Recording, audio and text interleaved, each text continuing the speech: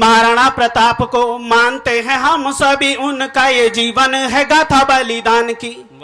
महाराणा प्रताप को मानते हैं हम सभी, उनका ये जीवन है गाथा बलिदान की। मातृभूमि प्रीत हेतु स्वयं को भी होम किया, लाज रखी तब भामाशाह के महादान की। भाई बंधुओं ने जब दास्तां स्वीकार करी, कथा लिख गई तब चेतक महान की। और चेतक शहीद हुआ, राणा भी मुरीद हुआ, जंगे आजादी में आहुति थी बेजुबान की।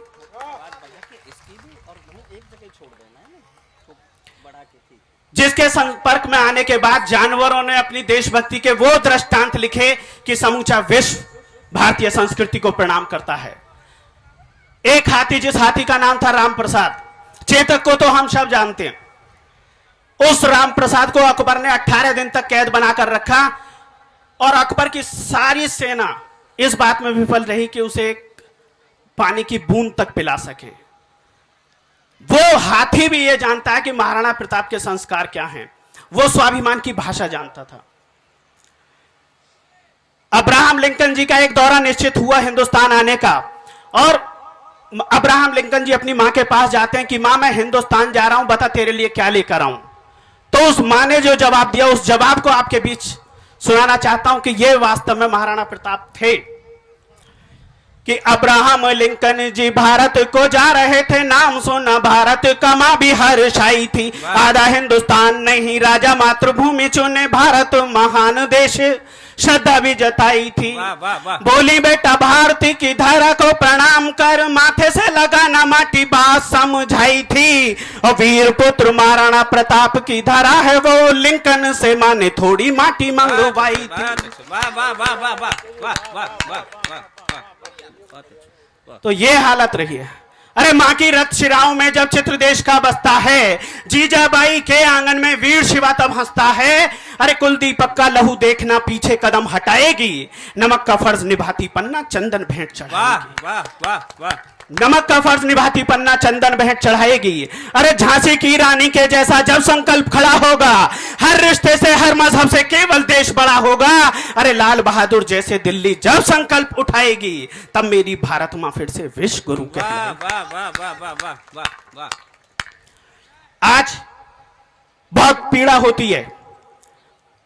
मैंने अभी कल परसों भाई अर्जुन जी का एक फोटो देखा, जो उन्होंने हेमराज जी के बेटे को अपने गोद में उठाया हुआ था। हमने तो बहुत उम्मीदें रखी थी कि हमारे देश का प्रधान एक ऐसा आदमी बनने वाला है जो वास्तव में पौरुष की भाषा बोलेगा, जो मातृभूमि के उस सन्यासी की भाषा बोलेगा जिस सन्यासी का नाम था महाराणा प्रताप। आप मेरी बात को महसूस करेंगे जब हमारी सेना के फिर जवानों के सर इसी हालत में आए हैं। अरे सीमा पार बंकरों में बैठे आतंकी हैं, आज कभी देते गाली कभी गोलियां चलाते हैं। ये इनके इन प्रकार आतंकी घुसाने को वो कभी बमबारी कभी सुरंगे बिछाते हैं। अरे सर काटने की भी तो आदत रही है उन्हें, वो तो इलियासों की ही पीठ थपथपाते हैं। अरे दिल्ली सरकार यदि भीमों को आदेश करे, घर में घुस के इलियासों को ही फाड़ आते हैं। घर में घुस के इलियास कश्मीरी, वो आतंकवादी जिसे परवेज मुशर्रफ ने भारतीय सेना के जवान का सर काट कर ले जाने पर सम्मानित किया था।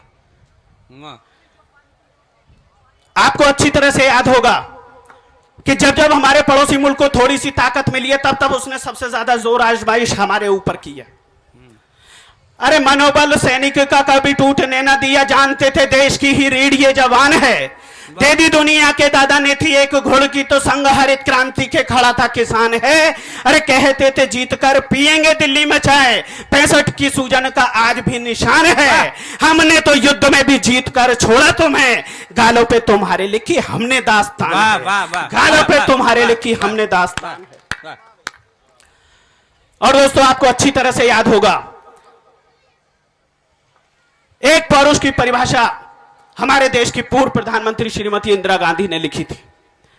मेरे सभी बुजुर्ग यहां पर बैठे हैं, सभी पढ़े लिखे लोग यहां पर बैठे हैं, अच्छी तरह से जानते हैं कि मैं किस संदर्भ में बात कह रहा हूं। आज फिर वही हालात पैदा हो सकते हैं अगर हमारे देश की सेना कश्मीर से हट जाए।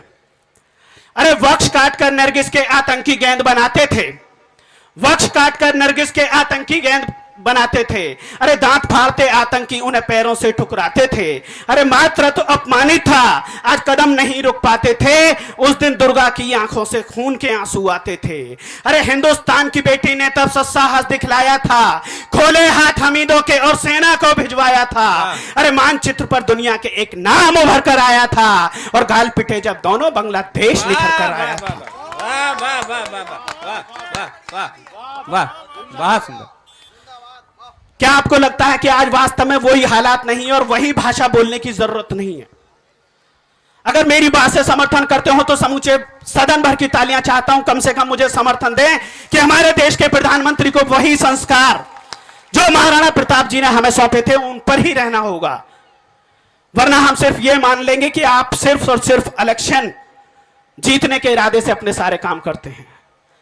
अगर प्रणाम करना था उन संस्कारों को प्रणाम करिए, उस मातृ शक्ति को प्रणाम करती है जिसने आपके ऊपर इतना भरोसा किया। मैं तो खुश होता हूं कि वीर अब्दुल हमीद की पत्नी उन्हें यह आशीर्वाद देकर आई और उन्होंने उनका आह्वान किया कि आप ये गुजरात छोड़िए और दिल्ली की गद्दी पर आने का काम शुरू कीजिए। यह सपना उस हिंदुस्तान की बेटी ने सिर्फ इसलिए देखा होगा कि आज हमारे भारत को किस भाषा को जोड़ने की जरूरत है। दोस्तों, मैं 2-3 छंद और आपके बीच पढ़ना चाहता हूं और सिर्फ इसलिए पढ़ना चाहता हूं कि कल का दिन यानी कि 10 मई उनका दिन है और आज हम बहुत सारी चीजें मनाते चले जा रहे हैं लेकिन उन लोगों को भूलते जा रहे हैं। अरे अमर शहीदों को यदि हमने दिल से याद किया होता, हर पूजा से पहले दिल में उनका ध्यान किया होता, अरे अपने खून की लाली से जो मां को तिलक लगाते हैं, ऐसे क्रांति वीरों को हम नित नित शीश नवाते हैं। वाह वाह वाह, ऐसे क्रांति वीरों को हम नित नित शीश नवाते हैं। माता वे गुरु के अपमान का किया विरोध, कावन की दाढ़ी को पकड़ के घुमाया था। एक 8-10 साल का बालक, उसके सामने जब भारत मां को गाली दी जाती है, उसके गुरु राम सिंह कूका को गाली दी जाती है, तो वो छोटा सा बालक उस कावन अफसर की दाढ़ी को पकड़ लेता है। 8 सैनिक इधर से छुड़ा रहे हैं, 8 सैनिक इधर से छुड़ा रहे हैं, लेकिन हिंदुस्तान के बेटे से उस कावन की दाढ़ी को नहीं छुड़ा पाते। तब मजबूर होकर अंग्रेजों ने उस बच्चे के दोनों हाथ काट दिए। इतने के बावजूद भी वो हिंदुस्तान का नन्हा बालक हंसते हुए मुस्कुराते हुए उस कावन के मुंह पर जो उसने थूका है, उसके उस सत्साहस को प्रणाम करते हुए 4 पंक्तियां निवेदित करता हूं कि माता वे गुरु के अपमान का किया विरोध, कावन की दाढ़ी को पकड़ के घुमाया था। 8 सैनिक जिसे पकड़े थे दाएं बाएं, शेरे हिंद उनके भी काबू में न आया था। खून के फव्वारे आज फूटते शरीर से थे, भारती का बेटा आज लहू में नहाया था। और कटे दोनों हाथ लेकिन आज था उदास नहीं, माता वे गुरु के उसने हम को बढ़ाया था, माता वे गुरु के उसने मान को बढ़ाया था। ये आपने उसका साउंड सिस्टम पूरा छेड़ दिया, बहुत बुरी तरह से आवाज खींचनी शुरू कर दी है इसने। थोड़ा सॉफ्ट कर देना भैया। बीच रखना चाहता हूं, आज हम मातृशक्ति के सम्मान के लिए खड़े नहीं हो पाते और हमने बेटियों को तो बहुत सारी बंदिशों में जकड़ा, लेकिन अपने बेटों को कभी कोई बंदिश नहीं लगाई और आवश्यकता थी बेटियों से ज्यादा बेटों पर बंदिश लगाने की। कहीं ऊपर वाले के दरबार में जब पितामह भीष्म पहुंचे तो उन्होंने देखा कि एक पक्षीराज को उनसे भी ज्यादा श्रेष्ठ स्थान मिला हुआ है। जिज्ञासा हुई और पूछ बैठे कि क्या इस पक्षी ने इतने महानतम कार्य किए थे? तब उन्हें जवाब मिला कि हां, जिस भरी सभा में द्रौपदी अपमानित होती रही वहां आप शांत बैठे रहे। आप चाहते तो दुर्योधन और दुशासन इतनी हिम्मत नहीं करते और इस पक्षी के पास तो कुछ भी नहीं था। तब 4 पंक्तियां निवेदित करता हूं कि करुण पुकार सुनी जटायु ने जानकी की गिद्धराज रावण को ललकार जाता है। काल ने भी जिसकी थी दास्ता स्वीकार करी, मुंह पर पंजे वो कई मार जाता है।